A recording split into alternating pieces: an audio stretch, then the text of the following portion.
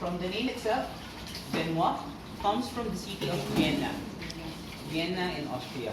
Okay, so this one is what we knew as the butter cookies. You know the ones on the lata, on the tin cans, that sometimes it's a sewing kit inside. So this is the one on the inside of it. Okay, it's a butter cookies. Okay, so now we will be making them. This one is very easy. Okay, but then a good thing to do once in a while. So butter goes in. So the butter, as much as possible, we want to make sure that the temperature is okay. Don't use butter straight from the chiller, okay? Because it would take you a lot of time into mixing. So the butter has to be soft enough that when you pinch, okay? Good. So that is what we call softened butter.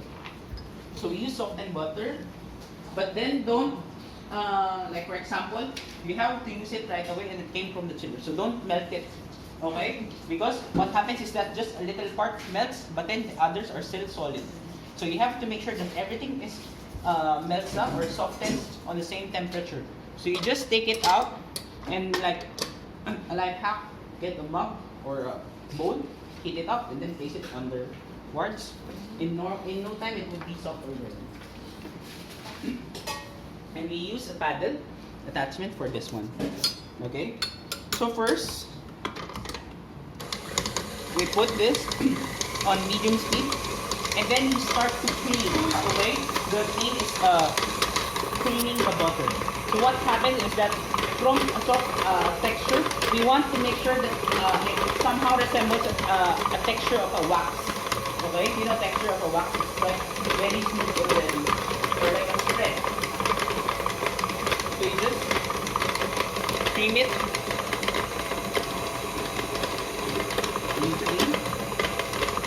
This will take a good amount of time. Why? Because we want to be able to make sure that the butter is creamed properly. Why? Because later we'll be adding a lot of flour. The ratio of the flour is very high. So if you don't cream your butter neatly, okay, you don't put in air. You won't be able to put in air. So the air, the little pockets of air that you put inside determines the texture of your cookie. If you don't cream this properly, your cookie will be very hard and very dense. So we want our cookie to be very light and sandy. When you eat it, it crumbles in your mouth and melts in your mouth. So you want to be able to make sure that you cream your butter properly before adding your dry ingredients. Else, it will become very dense. So you just lift up your bowl. Time to time. When I lift up the bowl, for safety purposes, I always lock in my thumb. Okay, so at least it won't go out.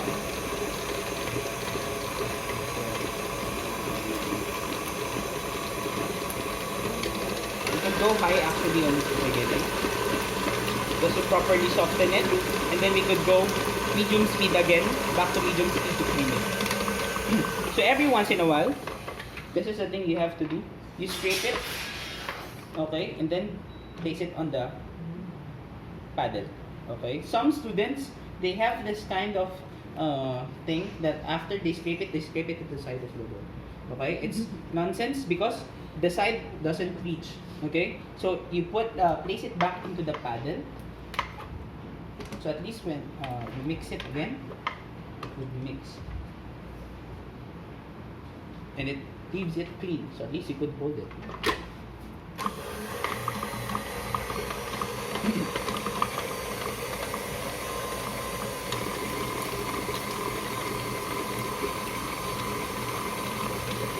Everything just do it. Meanwhile, since that is taking the time for me, what I would do next is that I would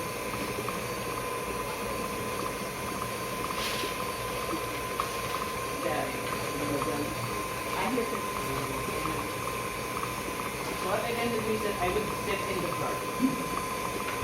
Okay, so I sit in the flour to make sure that there is no lumps, no insects, especially if it's stored in your sometimes if you don't buy a good quality flour, sometimes there is some stones. Like pebbles. I don't know what's this. Okay, so you just dip it. And then you make it. Is that a all-purpose flour? Yes, this one is an all-purpose.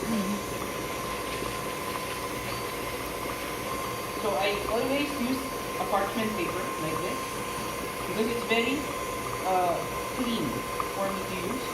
Unlike using a bowl wherein you sip everything and then as you sip, everything will just be on the side. So at least everything is on the paper and then just place it down. Okay? Powdered sugar, have to sip as well. For me, this is the golden rule. I teach always my sugar. Whichever the application you would have, always sip icing sugar. Whichever application. Okay? Because sometimes they won't sip. Okay? So you see, this one as compared to your flour has a more tendency of clumping. Okay? Because why? This powdered sugar or any type of sugar are hygroscopic. When I say hygroscopic, it means that it has the ability to absorb moisture from your environment. So even if it's just newly opened or something that you just leave on your pantry, it would come up because it would absorb moisture.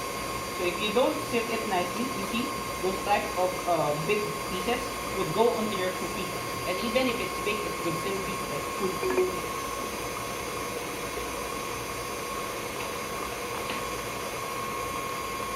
The salt, some would sip it, but for me, I find it pointless. Okay, because if you sip it, everything will just be and you sip. Okay, so just put it along with my product. Okay, then we check again.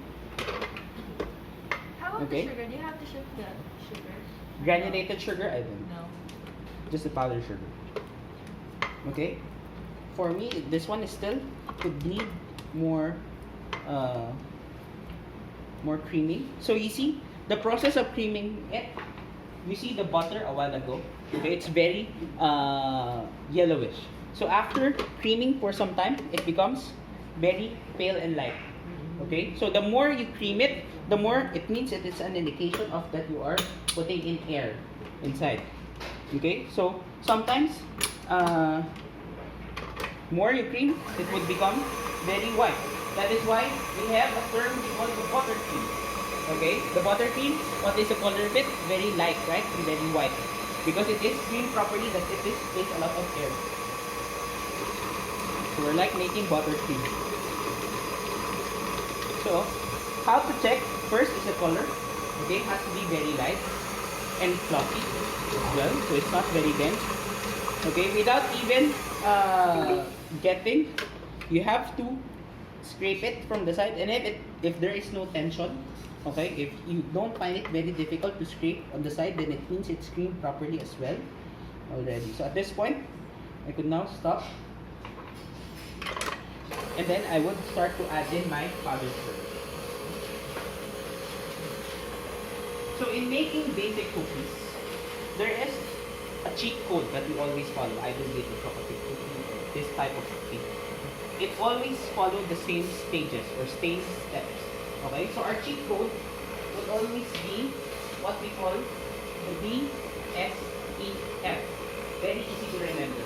Okay, so when I say DSEF, it means that it refers to 4 ingredients that we usually put in the cookies. D stands for butter.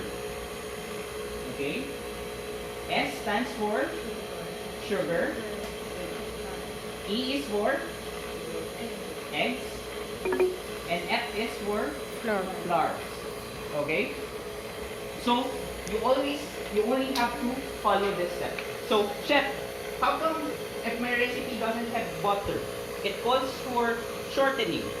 Okay? So it stands for the butter as well. So it means that if you have a recipe, either be it shortening, either be it butter, either be it oil, either be it lard, margarine, whatsoever. Okay? Always has to go in first. Fat. Next, your sugar. Either be it powdered sugar, granulated sugar, brown sugar, glucose, or whichever. Always on the second step, after the butter. Okay? Eggs stands not only for eggs, but then for also other liquids like eggs, milk, vanilla, cream. Okay? Things that are in liquid form, we place